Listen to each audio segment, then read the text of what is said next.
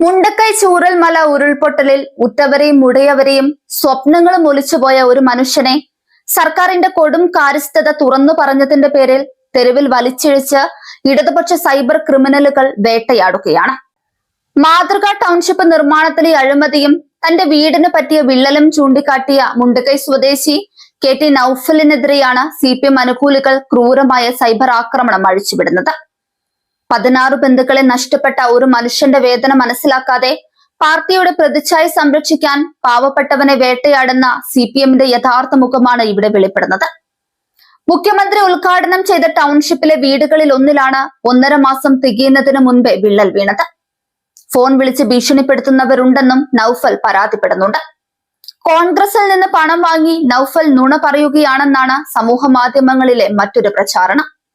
പോസ്റ്റുകളുടെ താഴെ നൌഫലിനെ അസഭ്യം പറയുന്നവരും ഏറെയാണ്. ടൗൺഷിപ്പിലെ വീട് വേണ്ടെന്ന് വെച്ച് നൌഫൽ കോൺഗ്രസ് നൽകുന്ന വീട് സ്വീകരിക്കുകയാണ് വേണ്ടതെന്നും ചിലർ കമന്റുകൾ ഇടുന്നു.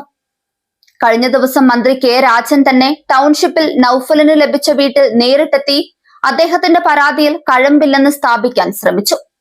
മേൽക്കൂരയിൽ നിന്ന് വെള്ളം കിനിഞ്ഞിറങ്ങിയ ഭാഗത്ത് മാർക്കർ കൊണ്ട് അടയാളപ്പെടുത്തിയ ഭാഗം ചുരണ്ടിക്കളഞ്ഞാണ് K രാജൻ വീടിന് വിള്ളലില്ലെന്ന് അവകാശപ്പെട്ടത്. എന്നാൽ വിള്ളൽ വ്യക്തമായി കാണാനാകുന്ന അടുത്ത മുറിയിലേക്ക് മന്ത്രി പോയതുമില്ല.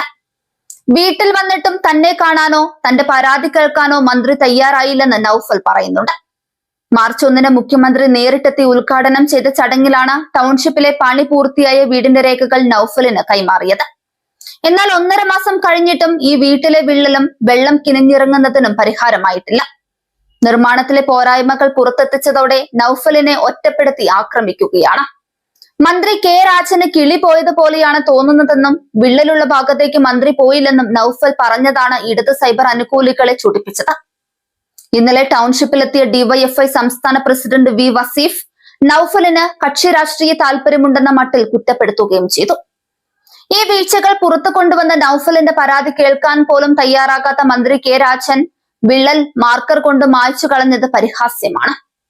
വിള്ളൽ വ്യക്തമായി കാണാമായിരുന്ന മുറിയിലേക്ക് കയറാൻ പോലും ഭയന്ന മന്ത്രി ഉദ്യോഗസ്ഥരെ ഉപയോഗിച്ച് സത്യം മൂടിവെക്കാൻ ശ്രമിച്ചു.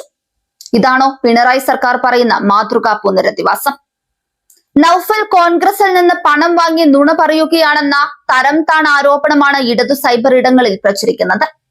സ്വന്തം വീടും കുടുംബാംഗങ്ങളെയും നഷ്ടപ്പെട്ട് ഓട്ടോറിക്ഷ ഓടിച്ച് ജീവിക്കുന്ന ഒരു സാധുവിനെതിരെയാണ് ഈ ക്രൂരത എന്ന് തോർക്കണം. മന്ത്രിയെ വിമർശിച്ചു എന്നതിന്റെ പേരിൽ DYFI നേതാക്കൾ പോലും നൌഫലിനെ പരസ്യമായി കുറ്റപ്പെടുത്തി രംഗത്തെത്തിയിരിക്കുകയാണ്. ദുരന്തബാധിതന്റെ കണ്ണീരിനേക്കാൾ അവർക്ക് വലുത് ഭരണകൂടത്തിന്റെ ധാർഷ്ട്യമാണെന്ന് ഇതിലൂടെ തെളിയുന്നു. ദുരന്തബാധിതരെ അപമാനിക്കുന്ന പിണറായി സർക്കാരിന്റെയും CPMന്റെയും ഈ നിലപാട് സാംസ്കാരിക കേരളത്തിന് തികച്ചും അപമാനമാണ്.